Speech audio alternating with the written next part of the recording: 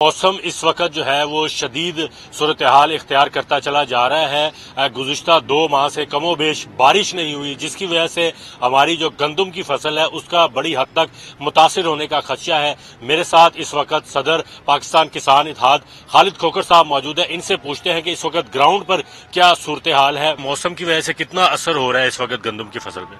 जी बहुत शुक्रिया जी। मौसम का बहुत ज्यादा असर होता है गंदम की फसल पे। मौसम इसके लिए ठंडा चाहिए, यानी कि 25 डिग्री से ऊपर नहीं जाना चाहिए, जो कि अब 26-27 पे चला गया। ये नुकसानदेह है फसल के लिए और इसमें पैदावार की कमी का खदशा है। खसूसन अगर जो मार्च का महीना आ रहा है वो ज्यादा इंपॉर्टेंट है हमारे लिए। अगर वहां पे ज्यादा गर्मी आ गई तो दाना इसका शिलिंग हो जाएगा, जिससे पैदावार में बहुत बड़ी कमी आ सकती है, फूड सिक्योरिटी का मसला बन सकता है। अच्छा, ये जो बारिश के हवाले से जो मुख्तलिफ महकमे हैं वो प्रेडिक्शन कर रहे हैं कि अभी मुतवक्का नहीं है आइंदा चंद रोज में हुकूमत को फौरी तौर पर क्या इकदाम करने जाए। पानी की कमी का भी हमें सामना है, तो फिर कैसे किसान बर्दाश्त करेगा। देखिए जी, हुकूमत ने क्या करना है, मैं तो काश्तकार भाइयों को कहूंगा कि वो पानी लगाएं, बेशक वो पंप करें या नहरी पानी से लगाएं, जिस तरह करें पानी लगाएं ताकि उसमें खुश्की ना हो।